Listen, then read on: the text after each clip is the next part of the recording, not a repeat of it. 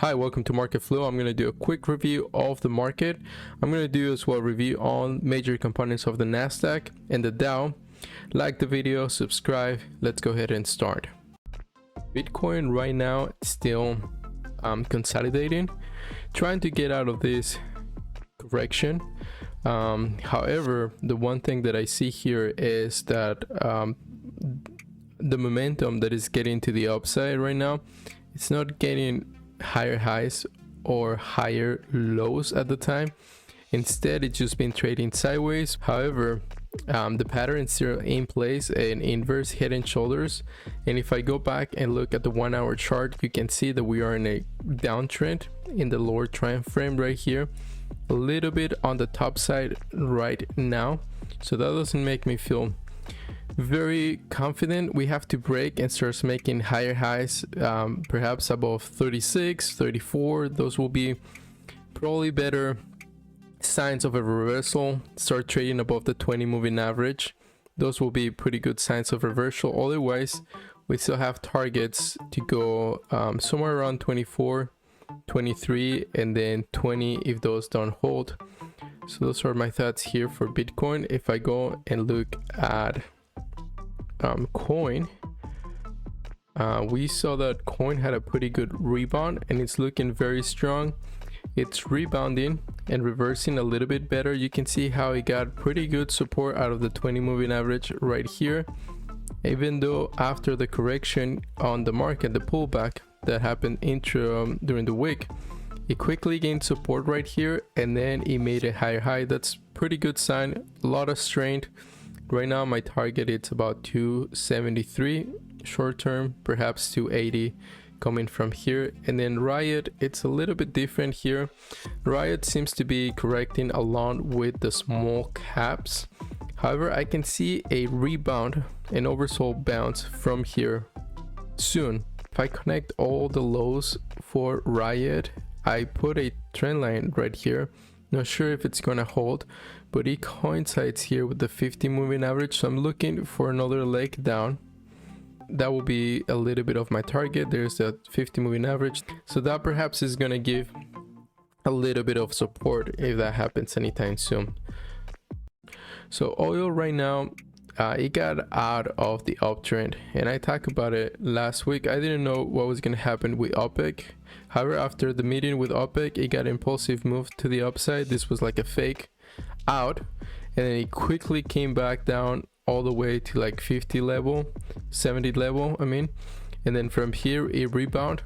I don't see it very strong in my opinion. I think it has strong quite a bit. It's trading outside the channel right now, so you can probably correct again. I have a target of 68, but that's just because I think it's probably going to go back to the 50 moving average.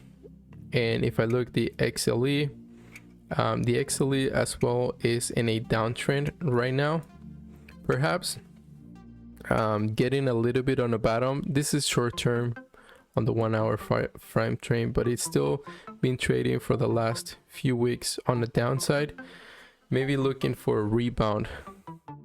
So right now the Nasdaq, like I mentioned in the video before, it's still very strong. You can see how it got bought up right away during the week, and then it closed all-time highs. So anyone who was looking to get into the Nasdaq, I think got in here in this pullback. My target is still 15,200, and as you can see, it's still trending in this range right here that was built after September pullback. This is the first impulsive move from the recovery right here, and now it's trending right here in this range. Now there's a few things here to consider and to be aware. The RSI is overbought, meaning it's above 70 level, but that doesn't mean it has to be sold. It's just a little bit of warning for anyone who's trying to get in. This is probably not a great time to get in. Usually you're planning to get in once the RSI reverse, like right here at around this level. You can see this was the entry signal right here. I mean, you can still get in along the way, of course, but the later you get in the trend, probably the most risk that you can run to get caught in the top. So right now the target coincides with this uptrend channel right here, and it can be expected that there could be a little bit more volatility as we get to the top.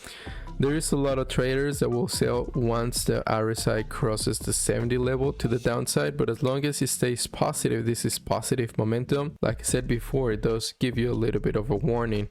If I look at it in the weekly channel, in the weekly time frame, you can see how bullish it looks right now, and the target, it coincides with this trend channel right here. And there used to be negative divergence right here, but then it got broken right here once we broke above this channel, above this top right here. So that's pretty much it for the Nasdaq. And then I'll go review some of the major components on the Nasdaq in the video. A few things to tie it up here with the Nasdaq is the interest rates got lower during the week. I thought this was going to be a little bit more helpful for the Nasdaq and some of the components, but I didn't see it as strong. So anyway, the downtrend continues for the interest rate, especially now that it broke this channel right here. We'll see what happens there. So the market have done what we expected. We set up a target somewhere down here, and that target got completed. We got it here from the inverse head and shoulder of this pattern, and then that got a pullback. Once it got completed, there was a little bit of volatility and then a pullback as we expected it, and then it got pretty good support at the 20 moving average, and then it closed all-time highs. All of these are signs of a market that is buying every pullback and is uptrending. You can see these long tails on the bottom of these days, how those bottoms got bought right away. So there is more upside momentum than downside momentum. And so if we were to make another leg higher, my target would be about 45, and it will coincide with this uptrend right here that we had followed for some few weeks in the past. I'm not sure if we're gonna get there. I mean, right now, the higher we go, it looks like the confidence in investors and traders gets a little bit less. If we look at it in the 1 hour chart right now, well, this is the SPY, right? So again, it looks bullish, getting out of this trend right now, making higher highs, and then again for the SPY, it will coincide with this uptrend 44.7. But if I look at it in the 1 hour chart, you can see this is the trend range that has been trading ever since May. It's been trading on this range right here, and it's finally getting out of this channel right here, a little bit of a breakout. Even though I have a higher target, it's at the top of the trend, so there can be a little bit more volatility, maybe more people selling. So we got to see what happens next week. However, I can see this scenario coming in if once the earnings for next few weeks starts approaching, there is an upside momentum, so higher capped stocks, and then we can see this blow off tops. So we'll see how that goes, but so far right now things look bullish. I mean, not every pullback it's a buy, of course, but we were definitely waiting for one, and that happened, and momentum got into the upside. So for ARK, the ETF right here, you can see right here the RSI. Normally when the RSI breaks below the 70 level right here, there's a lot of traders, investors that sell, which happened right here. You get to the top of the trend channel, it get rejected from this resistance level, and then traders starts taking profits. Eventually it get an impulsive movement to the downside. It got bought right here at the 200 moving level, 200 moving average, and then it closed about now. This came look a little bit like a dead cat bounce, and I guess it has to be determined. I can see it pulling back a little bit, and then hopefully making a higher high, a higher low, that can allow traders to enter into the trade and then move into the upside, or maybe making a double zigzag all the way to the 50 moving average, maybe a little bit below. And I think that should be a normal correction behavior for this run that it recently had. So from here I'm going to review the major components of the Nasdaq and the Dow. So thank you for watching, subscribe, like the video, and as you saw in my last video, I'm still very bullish with the Nasdaq component, especially because they're breaking out. There is a earnings, a catalyst coming up soon. There's a lot of momentum to the upside still, even after the pullback on the market. So look at Apple right here. So Apple, it's closing all-time highs, I believe. You can see that more clearly right there. So this was the last close right here. The last close was about 143. You can see how it came up, came back, support, and now it's uptrending from there. There's going to be more momentum coming on the Apple, and for all the last week it was a pretty good trade for anyone who was following it. And we've been following Apple ever since it broke this level. So it's not you know, we had a pretty good entry here. It's not like we're getting a late entry, but now there's going to be more traders coming in here a little bit late, and the target is still 160. There is two strong ways to get this target. I'll show you right now, but the way that you can get this target is from this triangle right here, and then from this W right here. So it's a double pattern right here, very strong, and that's how I got the target right here about 160. It can probably start fading below that, but perhaps, even though it looks like it's oversold right here, like explained before, everything that the RSI is measuring is the momentum. The moment the momentum starts fading down, starts maybe closing below 70, that's probably where you start getting a little bit worried. But nonetheless, this level is not the most optimal to get into a trade. You want to get into the trade when it starts doing a positive divergence, like here, a higher low.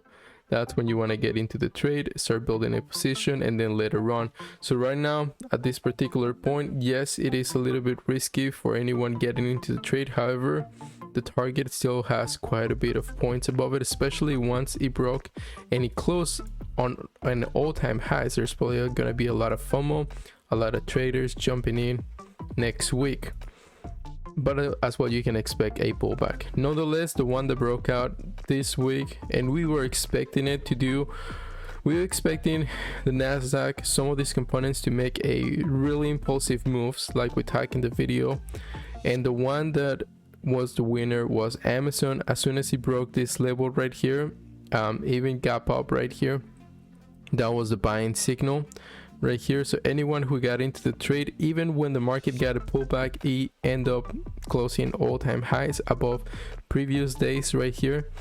Very strong trend right now. Short-term trade, short-term target is 38, and then from there 4,000. So I can expect that getting there by sometime by the end of the earnings. Perhaps maybe it has a blowout earnings at the end of the day, so we have to see. So that is that one. Facebook, I'm still trending on this upward channel. This one got a little bit of a pullback. There's still earnings down the road right here. Got support from the 20 moving average, still looking bullish. Positive momentum on the other side, uptrending. That is good. Facebook as well, last week we talked about it, how it broke out of this support level, did a pullback, and then now it's uptrending again. I think it's still gonna run a little bit more all the way to earnings, and the target still holds. Microsoft, same as well, very bullish compared to other. There you go. So still looking pretty good. it had a little bit of back test, perhaps losing a little bit of momentum. Earnings are pretty soon, the 22nd, so it's probably gonna hold some of these levels before then, a little bit of volatility in between. And then Netflix, I'm watching this one a little bit more closely just because I think this one has the potential to do something similar that Amazon did. You see, it was trading on this range for some time, eventually starts uptrending.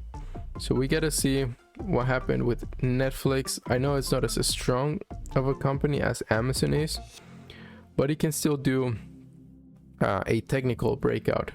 So however, the momentum, it's still right now fading a little bit. Still have to see that picking up soon. And then NVIDIA is the one that we talked about last time as well. This one is starting to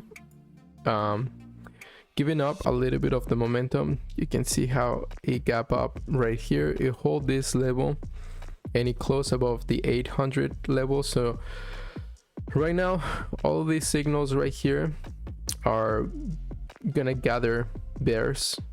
You have this red candle right here at the top. You have this gap up.